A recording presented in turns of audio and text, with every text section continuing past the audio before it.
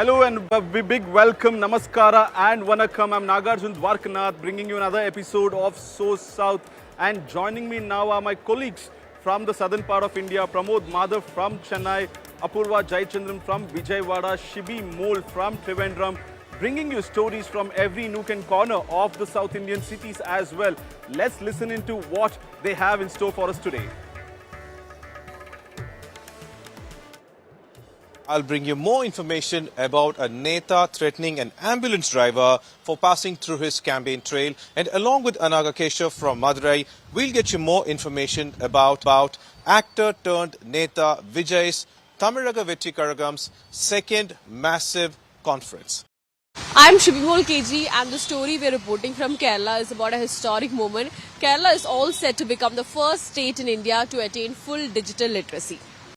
Coming up, a big boost for the state of Andhra Pradesh. Andhra Pradesh Chief Minister Nara Chandrababu Naidu has inaugurated the Ratan Tata Innovation Hub here at Mangalgiri earlier this morning. Not only here, but across 5 districts, that is Rajahmundry, Anantapur, Visakhapatnam, Vijayawada and Tirupati. This innovation hub has been inaugurated today.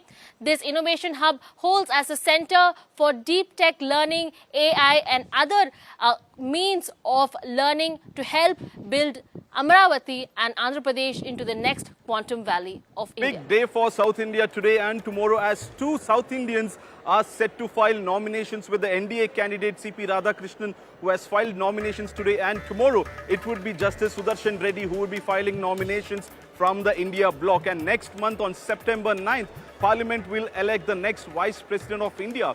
Both NDA and the oppositions have named their candidates for this Vice President contest. Today, the NDA candidate Shri Radhakrishnan filed his nominations in the presence of Prime Minister Narendra Modi and several NDA leaders. Many union ministers were also present during the nominations filing, showcasing the strength and unity of the NDA together.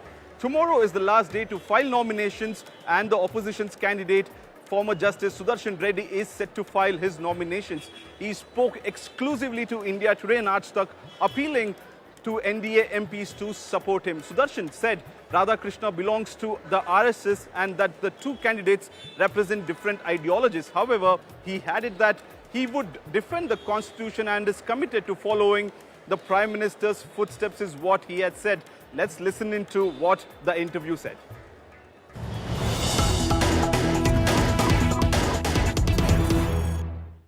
विपक्ष के नेता हैं, खासतौर पे जो southern state से आ रहे हैं, उनका कहना है कि एक तरफ संघ परिवार के व्यक्ति हैं सीपी राधाकृष्णन, दूसरी तरफ सोशल जस्टिस के लिए लड़ने वाले जस्टिस रेड्डी हैं।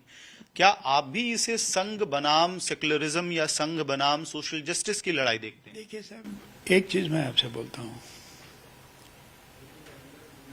राधाकृष्णन साहब रिस्पेक्टेबल आदमी हैं, उनके बारे में मैं कोई टिप्पणी नहीं करूंगा,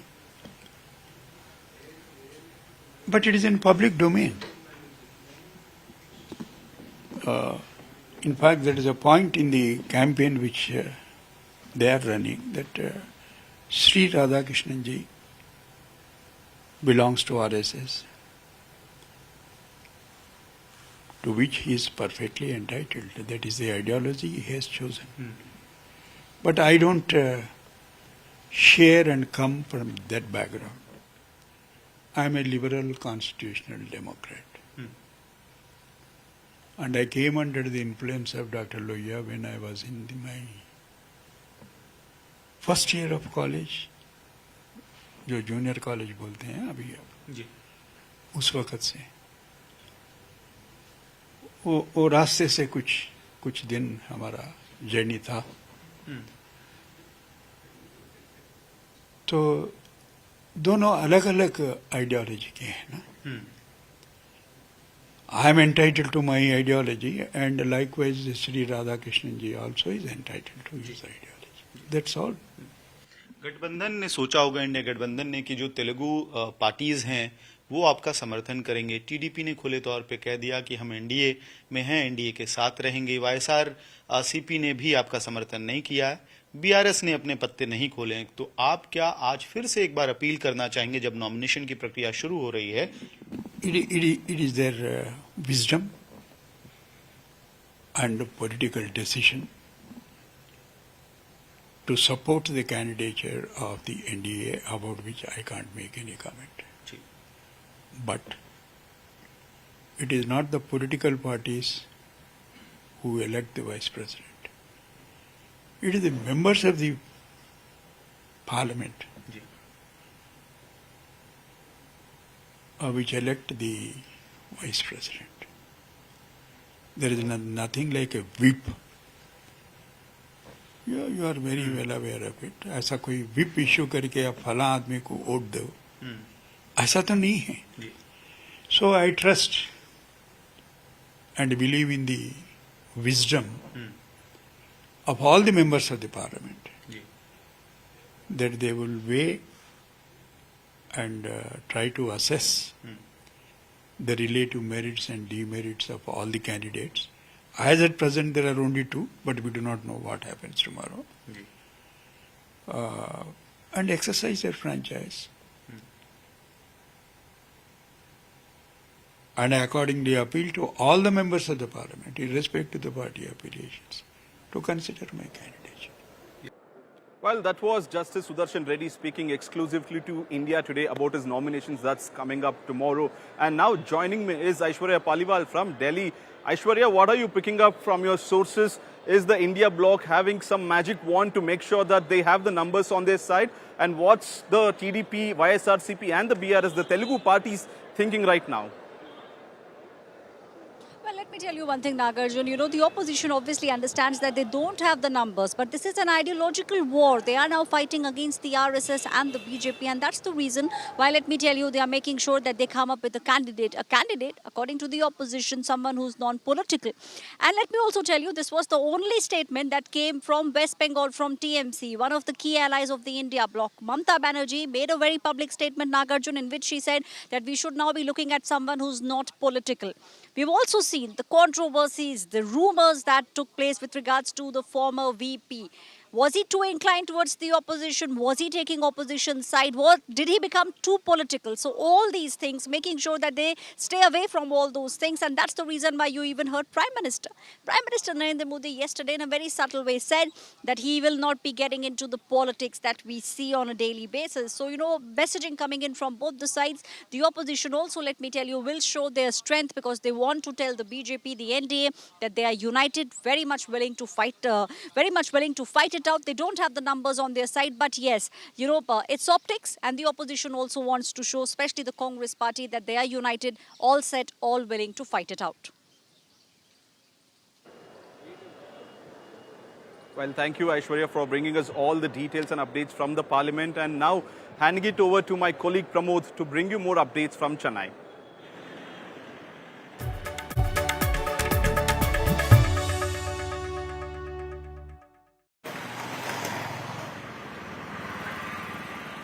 Well, thank you, Nagarjun. You all know that election season has started in the state of Tamil Nadu with many netas going with their campaigns, and that leads to a lot of people gathering in a lot of areas, especially prominent roads and public spots. But one important model that we have to follow all the time is that we need to make sure that ambulances are given way no matter what the situation is. But what happened recently is, in the leader of opposition, Edapadi Palaniswami's AIADMK campaign at Anekad, an incident occurred where he got upset over an ambulance entering his campaign trail. EPS did not stop over there. He asked his carers to find out if the ambulance was carrying any kind of patient, and if not, that is going to turn out to be trouble. In fact, he said that for the past 30 campaigns, he's also seen such kind of incidences, calling it as indecent politics by DMK, and EPS went a little far ahead by threatening the ambulance occupants, that is the driver and the technician,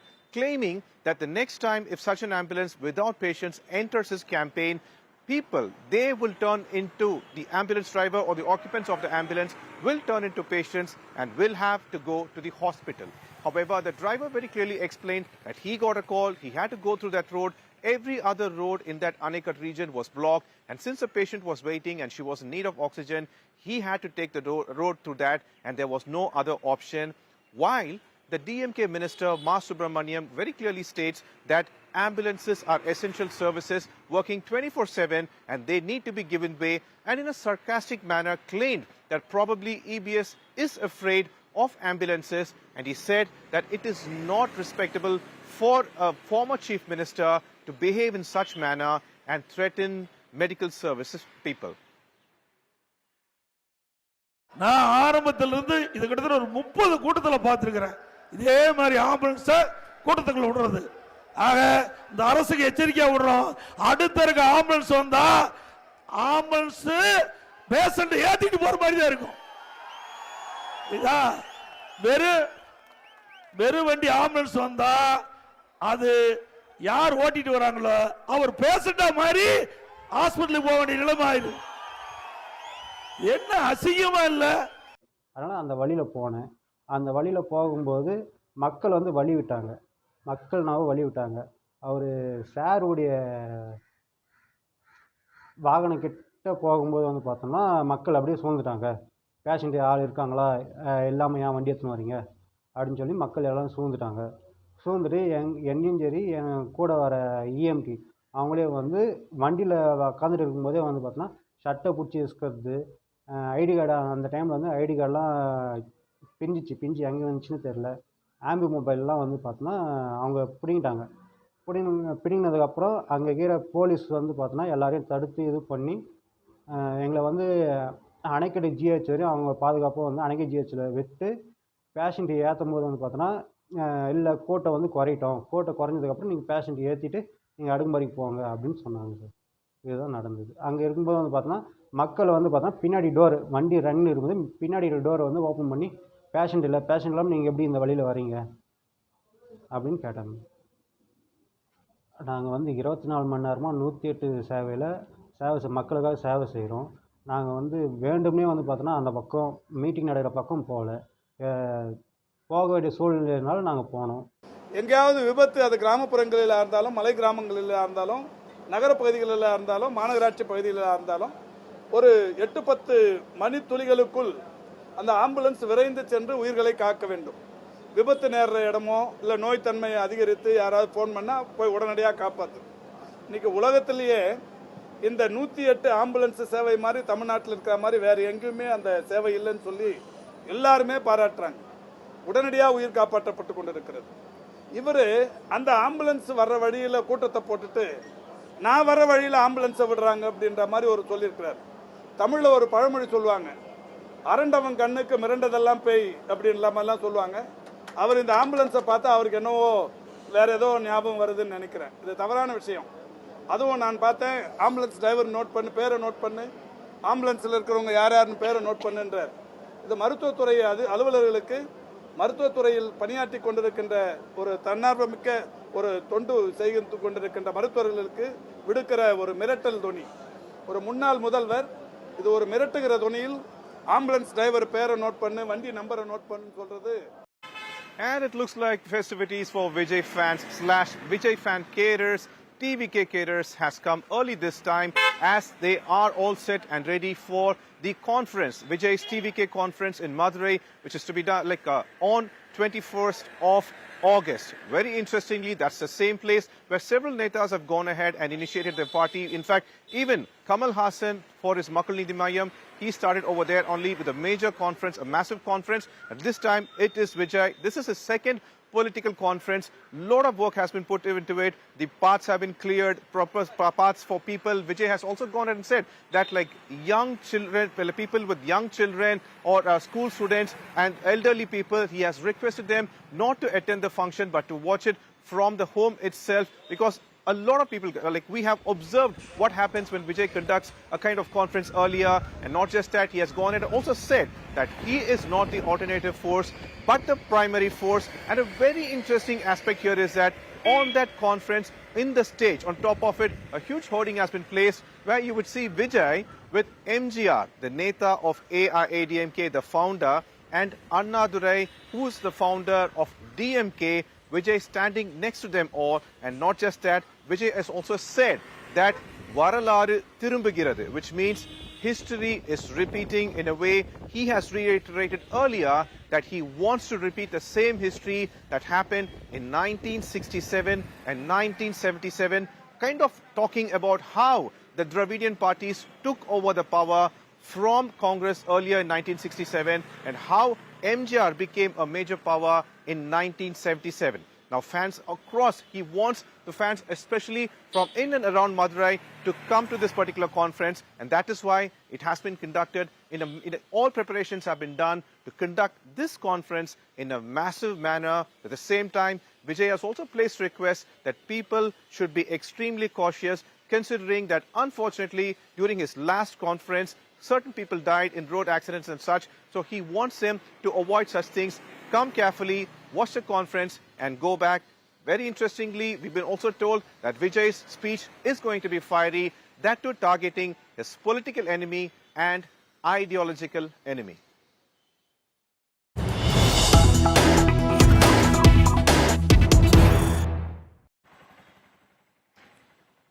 Well, unfortunately, we have a breaking news as well. One of the fans of Vijay who was very happy to go ahead and show his participation for the conference, he was trying to help his friends set up hoardings and flag of TVK. This is at Virudhunagar district, when what happened is that he unfortunately got electrocuted. We've been told that the 19-year-old boy called Kaliswaran from Virudhunagar, Inam Kulatur is a place, and where he was trying to help with creating hoardings and also placing a flag. He got electrocuted unfortunately and he has passed away.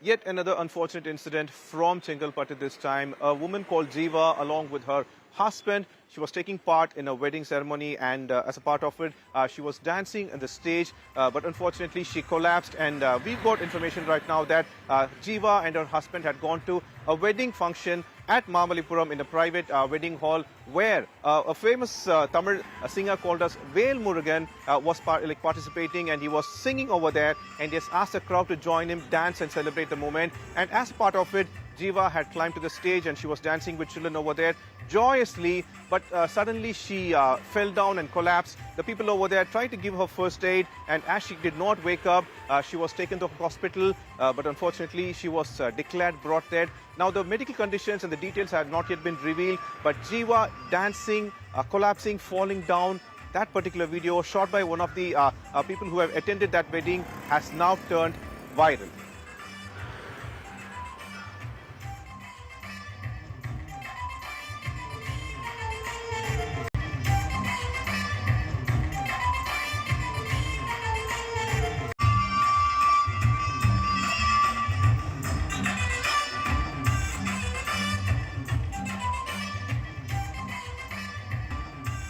And one more joyous news from the God's own country, and over to Shibimol for more updates on that.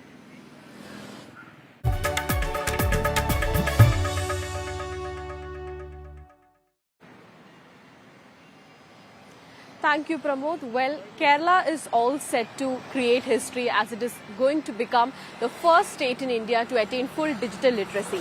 Chief Minister Pinarayi Vijayan will make the official declaration tomorrow at an event in Thiruvananthapuram. Now, where did the story begin? It began in Pullampara, a Gram Panchayat in rural Thiruvananthapuram, which became the first panchayat in India to attain full digital literacy. Now, what happened was, when the COVID hit and lockdown took place, the panchayat members noticed how the elderly in the panchayat were risking their health and going to bank and other essential stores to get things done, which they could have easily done if they had a smartphone and how they knew if they knew how to use it.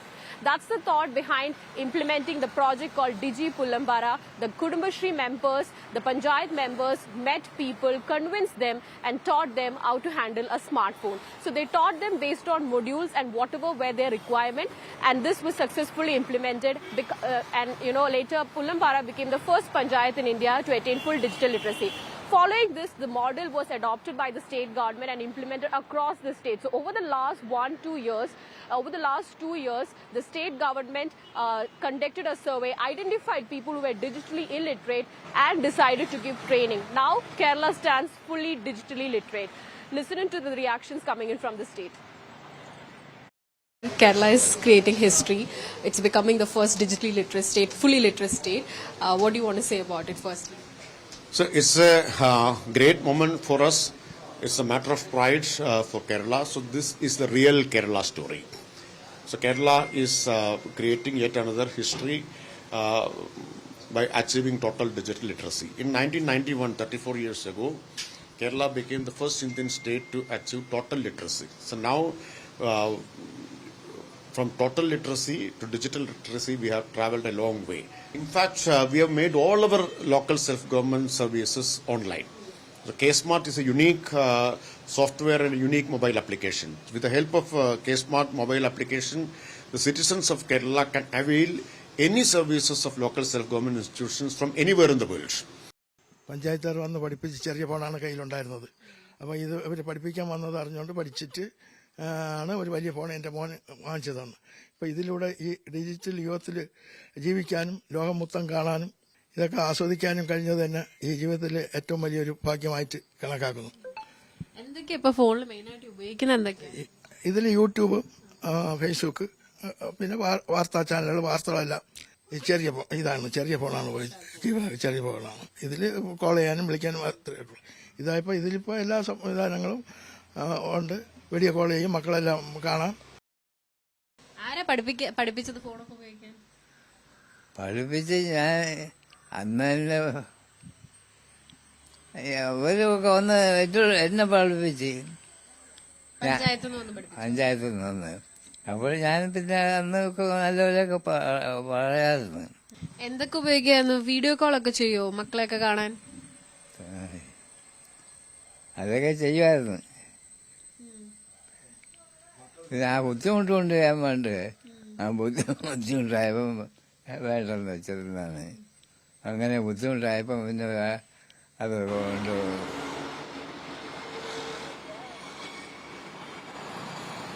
Well, LSGD Minister M.B. Rajesh called it the real Kerala story and said that this model will inspire everyone else in the country. That's all we have from Kerala. Over to my colleague Apurva Jayachandran in Andhra.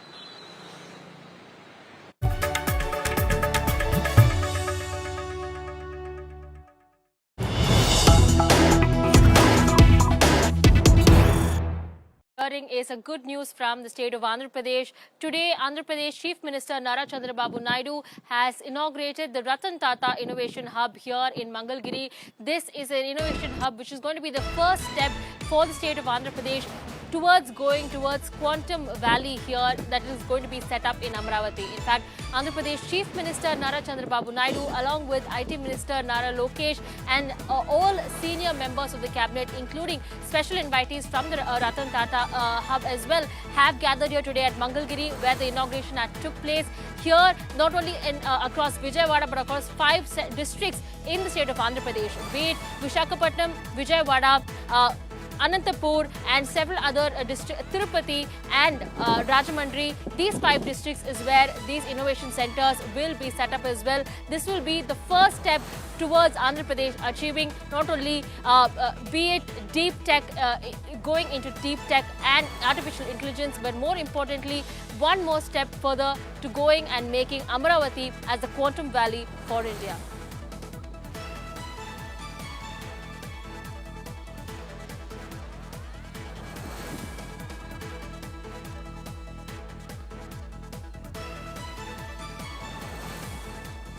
Well, as you can see, a major boost for the state of Andhra Pradesh with the Ratan Tata Innovation Hub that has now been set up. But that's all we have. Over to you, Nagarjun. Well, thank you, Apurva, and I'm also thanking Pramod Madhav and Shibi Mole from Trivandrum, and that's it from SoSouth today's episode. And tomorrow again, we'll meet you at the same time. Keep watching India Today for more updates.